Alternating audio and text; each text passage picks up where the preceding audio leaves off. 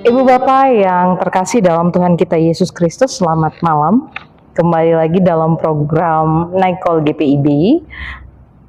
Sebelum kita bersama-sama beristirahat, kita akan mengambil bagian untuk berefleksi sejenak apa yang sudah kita kerjakan dan lakukan sepanjang hari ini.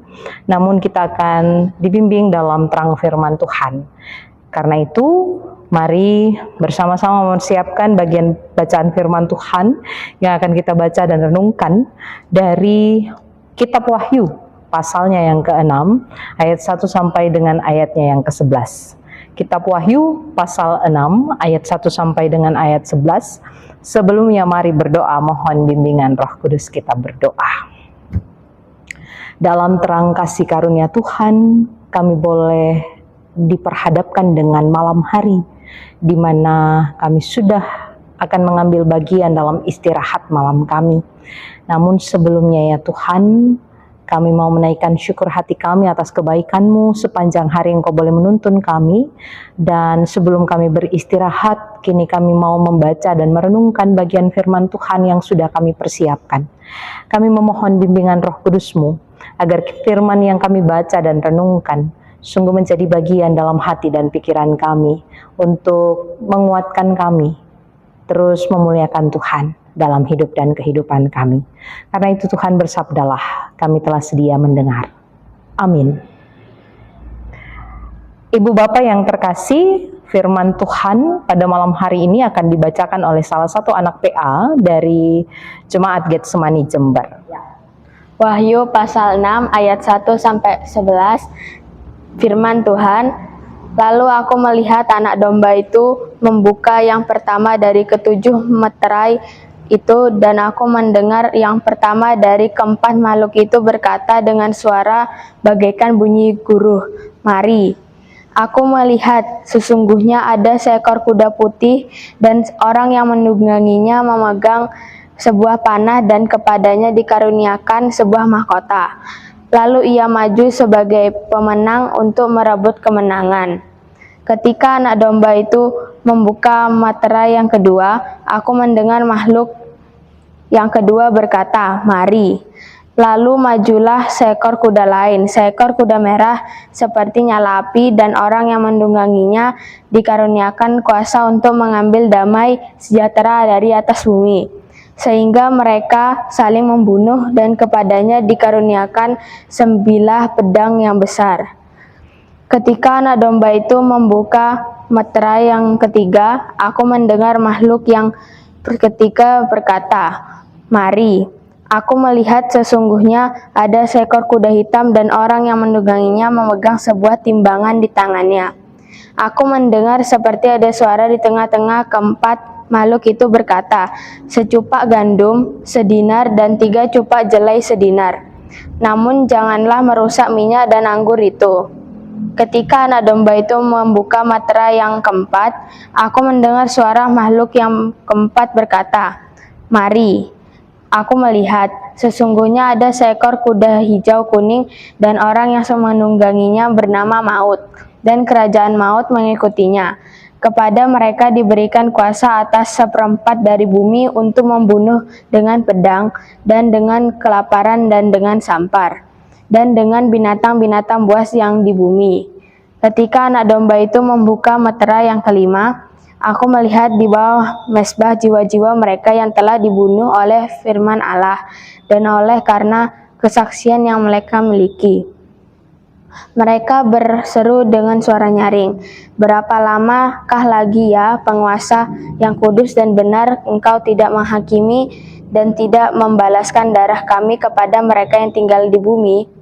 Mereka masing-masing diberikan sehelai jubah putih, dan kepada mereka dikatakan bahwa mereka harus beristirahat sedikit waktu lagi hingga genap jumlah kawan-kawan pelayan dan saudara-saudara mereka yang akan dibunuh sama seperti mereka. Demikian firman Tuhan. Sahabat GPIB yang dikasihi Tuhan, malam ini kita diajak untuk masuk dalam firman yang penuh dengan simbol dari kitab Wahyu. Ketika anak domba Dikatakan dalam penglihatan yang dialami oleh Rasul Yohanes, membuka materai, tampak di sana kuda-kuda dengan warna dan makna yang berbeda-beda. Kuda yang pertama itu dikatakan dia berwarna putih dan penunggangnya memegang panah dan kepalanya memakai mahkota. Itu ada di ayat 1 dan ayat 2. Hal ini menyimbolkan, bermakna tentang bagaimana penaklukan itu terjadi. Lalu kuda kedua digambarkan dengan kuda berwarna merah dan penunggangnya seperti nyala api. Hal ini menggambarkan tentang peperangan di mana akan terjadi kehancuran relasi antara manusia. Anak domba kemudian membuka materai yang ketiga dan muncullah kuda hitam dan penunggangnya yang memegang timbangan. Bagian ini menggambarkan tentang peristiwa kelaparan yang hebat karena hancurnya lahan-lahan pertanian akibat perang yang terjadi. Lalu kuda yang keempat itu digambarkan dengan kuda berwarna hijau, bahkan hijau kuning, di situ disebutkan di ayat 7 dan 8, dan penunggangnya bernama Maut. Maka bagian ini mau menggambarkan bahwa akan terjadi kematian yang amat besar di bumi akibat peperangan. Akan muncul berbagai penyakit yang mematikan, serta berbagai bentuk kejahatan dan penganiayaan yang dilakukan oleh manusia. Semua ini melukiskan kenyataan dunia yang penuh dengan penderitaan. Namun,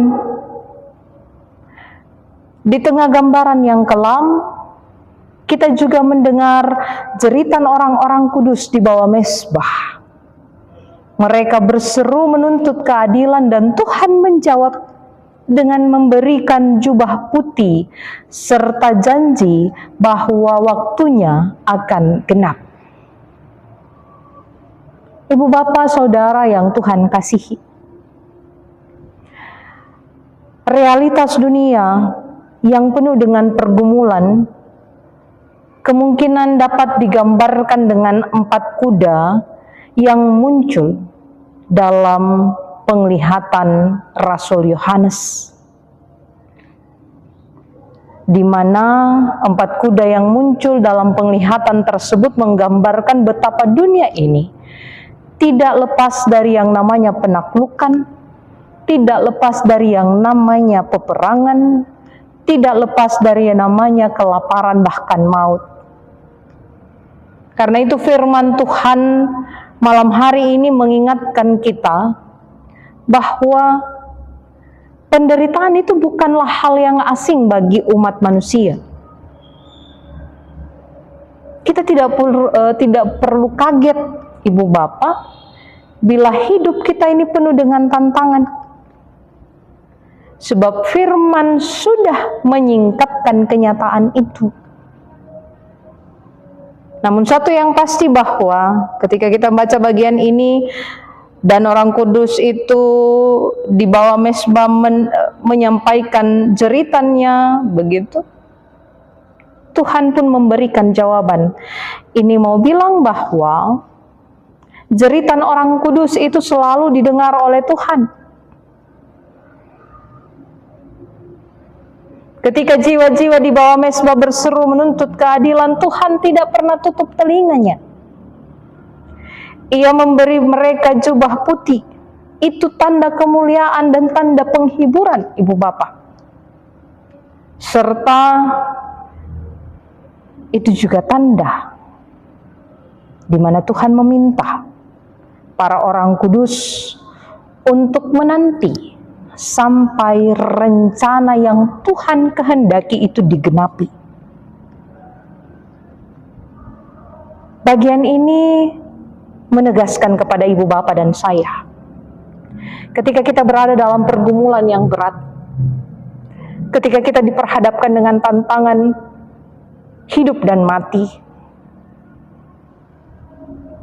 firman Tuhan kemudian menegaskan bagi kita, orang-orang yang percaya, bahwa doa dan jeritan kita yang kita sampaikan kepada Tuhan tidak akan pernah sia-sia.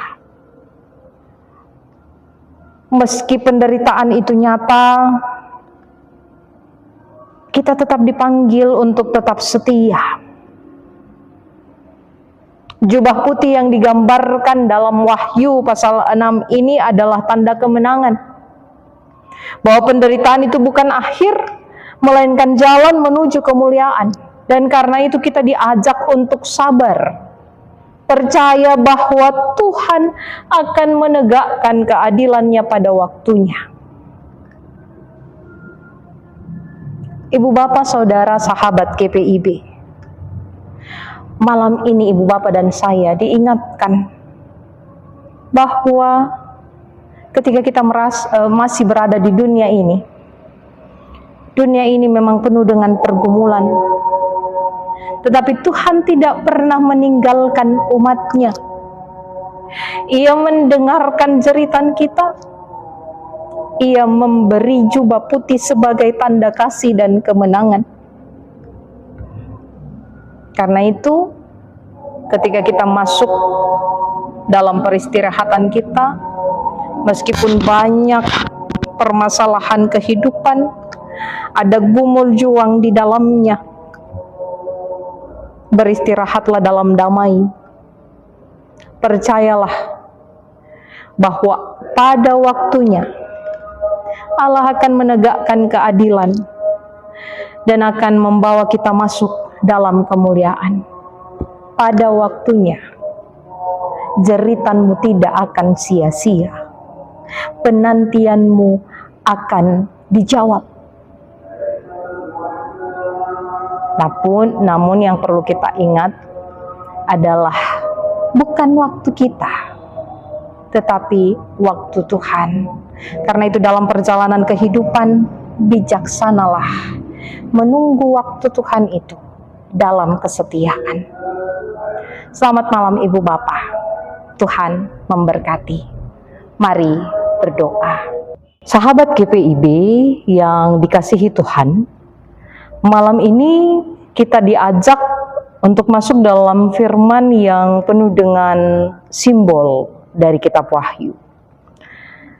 Ketika anak domba dikatakan dalam penglihatan yang dialami oleh Rasul Yohanes membuka materai, tampak di sana kuda-kuda dengan warna dan makna yang berbeda-beda.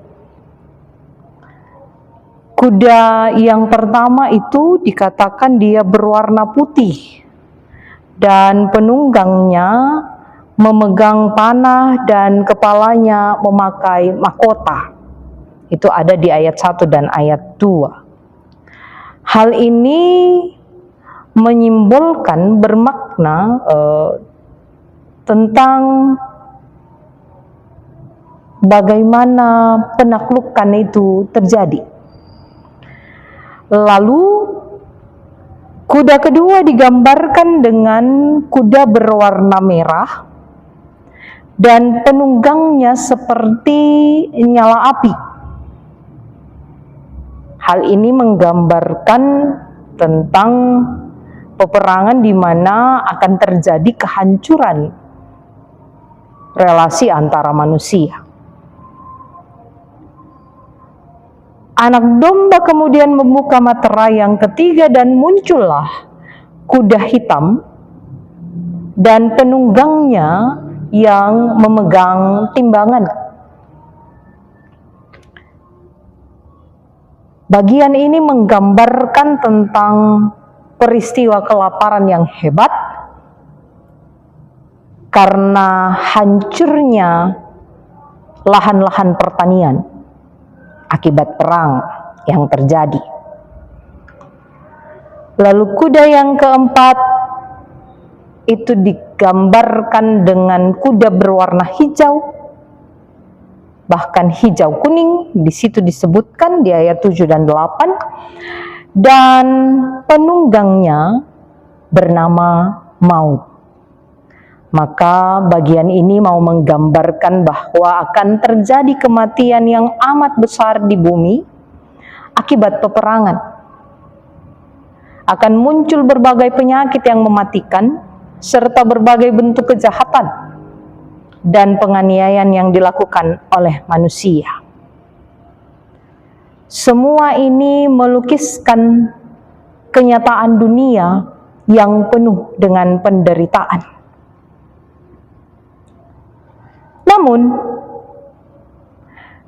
di tengah gambaran yang kelam, kita juga mendengar jeritan orang-orang kudus di bawah mezbah.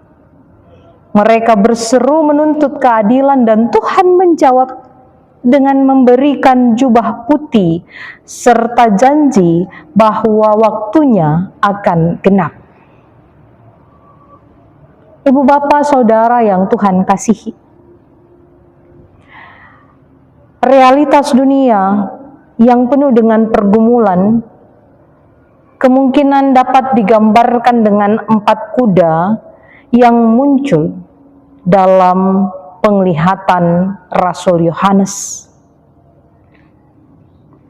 di mana 4 kuda yang muncul dalam penglihatan tersebut menggambarkan betapa dunia ini tidak lepas dari yang namanya penaklukan, tidak lepas dari yang namanya peperangan, tidak lepas dari yang namanya kelaparan bahkan maut.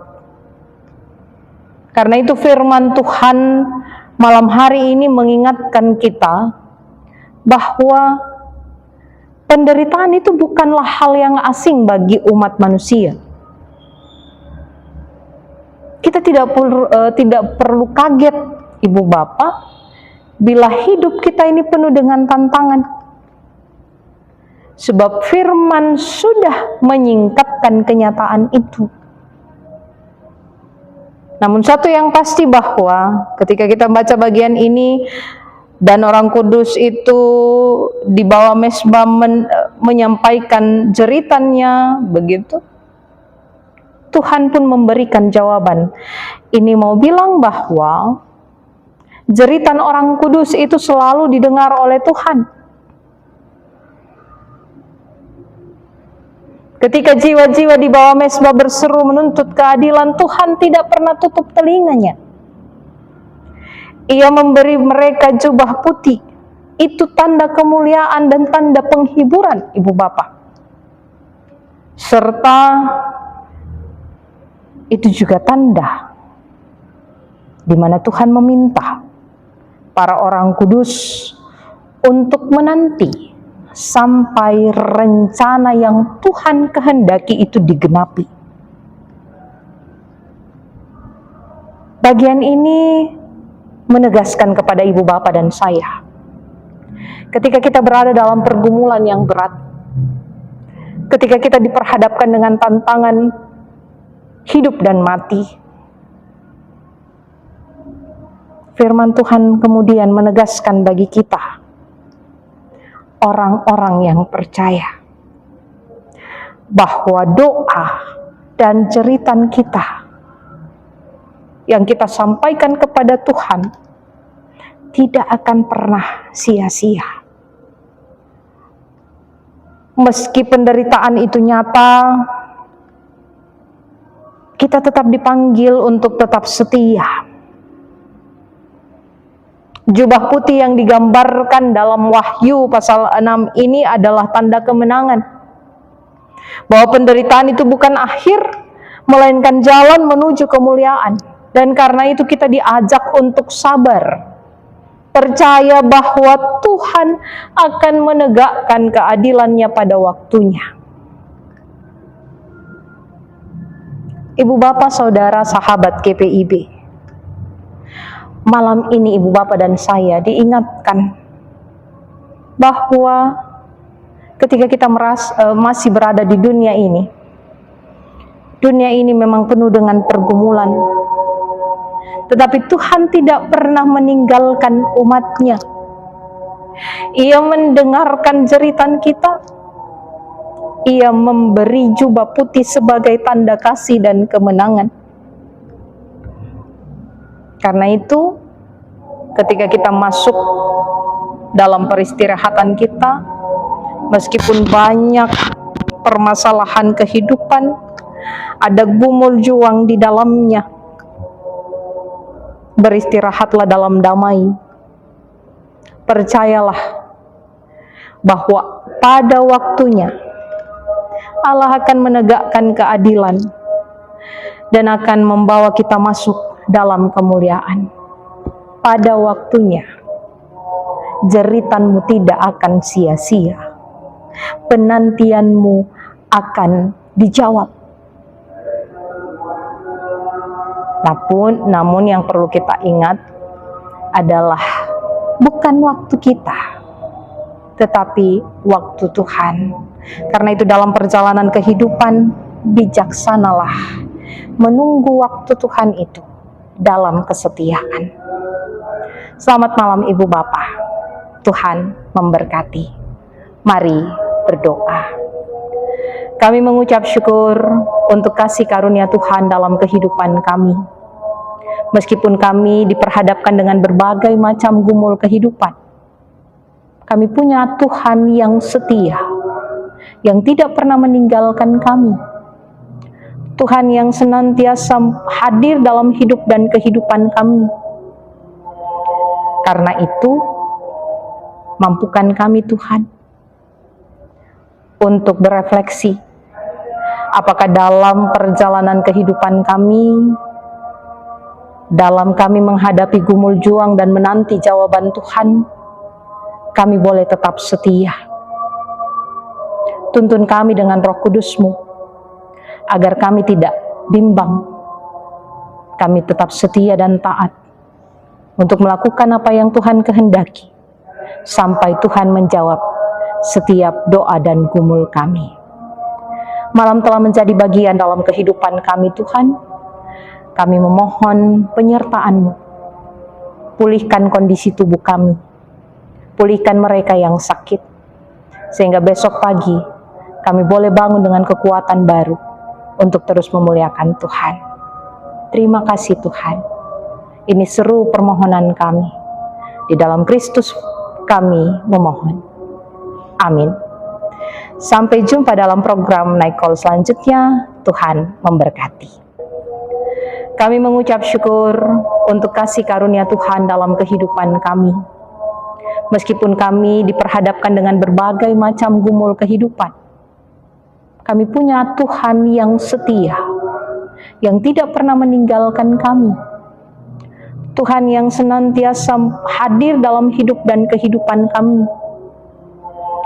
Karena itu, mampukan kami Tuhan untuk berefleksi, apakah dalam perjalanan kehidupan kami, dalam kami menghadapi gumul juang dan menanti jawaban Tuhan, kami boleh tetap setia. Tuntun kami dengan Roh Kudus-Mu, agar kami tidak bimbang. Kami tetap setia dan taat untuk melakukan apa yang Tuhan kehendaki, sampai Tuhan menjawab setiap doa dan gumul kami. Malam telah menjadi bagian dalam kehidupan kami Tuhan. Kami memohon penyertaan-Mu. Pulihkan kondisi tubuh kami. Pulihkan mereka yang sakit. Sehingga besok pagi kami boleh bangun dengan kekuatan baru untuk terus memuliakan Tuhan. Terima kasih Tuhan. Ini seru permohonan kami. Di dalam Kristus kami memohon. Amin. Sampai jumpa dalam program Night Call selanjutnya. Tuhan memberkati.